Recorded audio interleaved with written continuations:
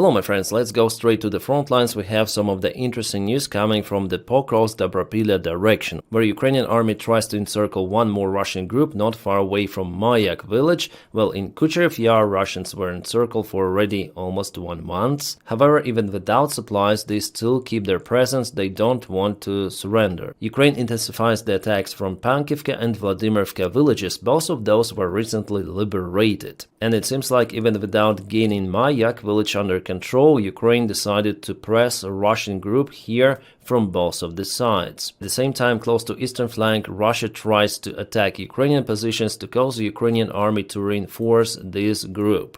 Well, so far Russians keep their presence in this attack hump. They want to use it further for next attacks, but it seems like Ukraine has all of the chances to cut it down. And today there was the visit of President Zelensky to Dobropilla direction. The exact place is unknown really, but it's very close to the front line. President greeted our warriors, and you'll never see this stuff coming from Vladimir Putin. He is too scared to go at the edge of the front lines. Well, here Zelensky recorded his usual address to people of Ukraine about the situation on the front lines, and he says about the successful Ukrainian counterattacks in that region. But here, guys, I want to be honest with you, because the situation occurred in Pokrovsk-Dobropilla direction was because of the Ukrainian command misjudgment of the situation. So Russians managed to break through in this direction. You see it here, right? It was the major Russian breakthrough. For a couple of days they advanced by 17 of the kilometers, even penetrating the newly built Ukrainian defense line, the main one in Donbass. So clearly it was a mistake in organizing of Ukrainian defense in this specific region, and only with the help of the really capable forces like the 1st Azov Corps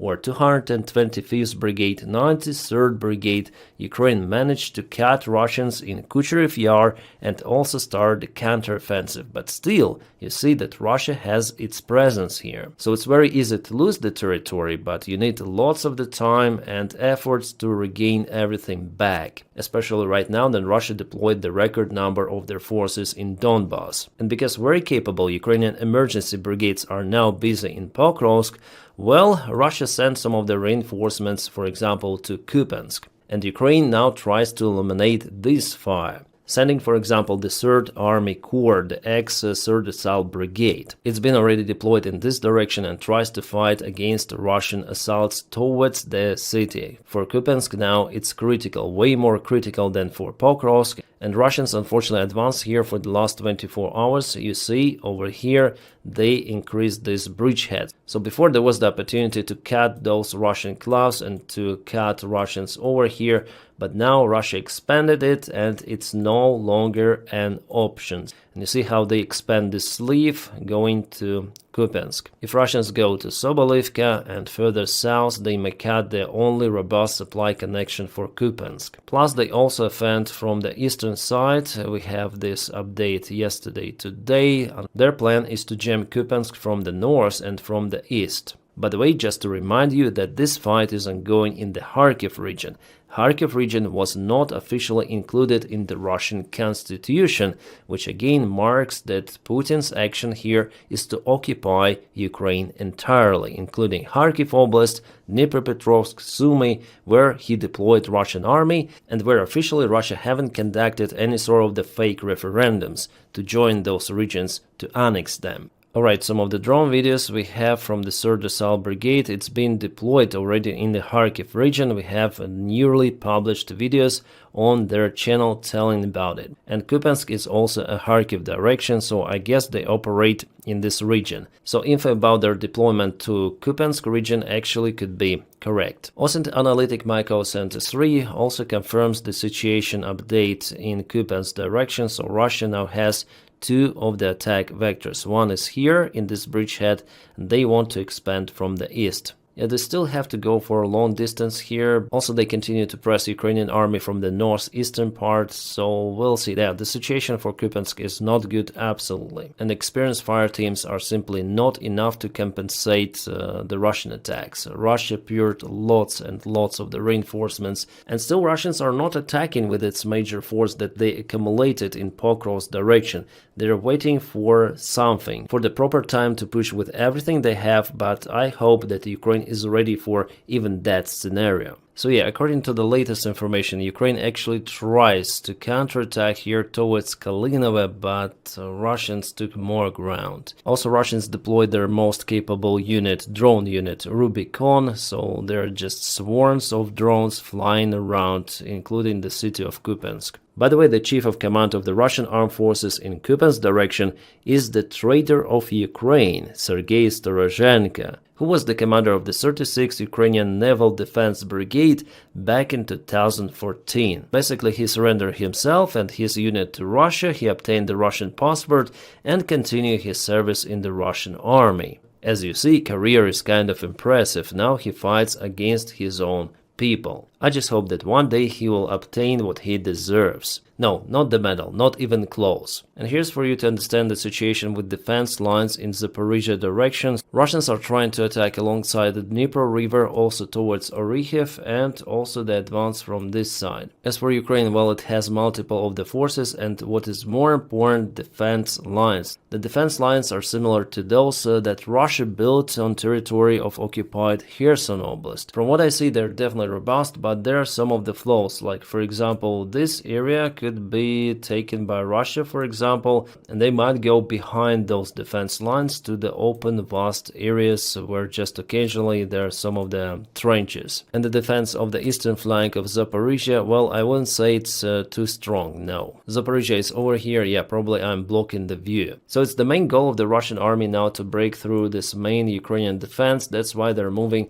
mainly from a single direction in Dnipropetrovsk region. Like for example here, yeah, this is the major Russian assault. They're already actually behind those defense lines in this particular region. They penetrated already this line, so they might expand, intensify their attacks, so it's actually the big threat for entire Zaporizhia region. That's why Ukraine tries to reinforce this direction, building new defense lines, but I hope it's not too late. Because from what I see, especially in this place, for Russia, it's very profitable actually to concentrate their major strike in this autumn campaign in a specific direction of Velika Novosilka and move behind the front lines with a major force. It's a very dangerous situation for now. Russia broke through defense line in just specific spots. Ukraine tries to stop the advancement, but every day I monitor the front lines and I see the Russian army movement. Like for example, if we check out the deep state military map, it was yesterday, it is today, so every day Russia gets some of the ground under control. And let's go back for 1 month, I think. So it was 1 month ago and it is today. So definitely Russia moves ahead. Together with Kupiansk, it's the most vulnerable direction for Ukraine. Yeah, unfortunately, Ukraine has to concentrate its efforts all around the front lines. And this is the Russian map from the Russian military bloggers. They say that they propelled already towards the central part of Pokrovsk. They publish lots of the, as they say, confirmations, but those could be just separate Russian infantry troops, as they do sometimes with flag operations.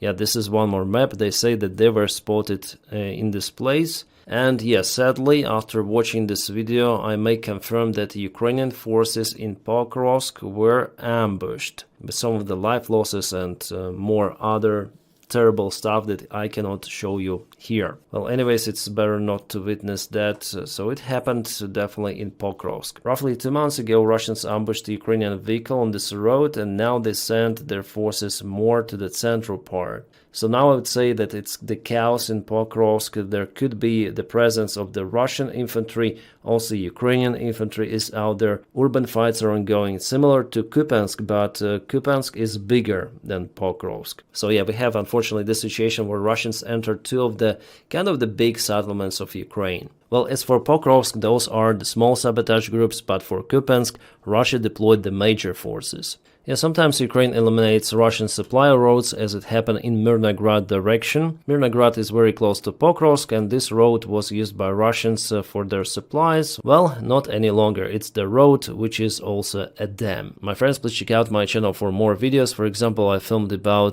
Gazprom oil refinery Kaboom that happened really far away from Ukraine, but Ukraine may reach those Russian facilities, making chaos in the Russian oil and fuel market. And separate thanks for my Patreon supporters, guys, you make this content possible. Thanks for you, I'm filming it. And I wish you all a peaceful sky wherever you are, and have a great time.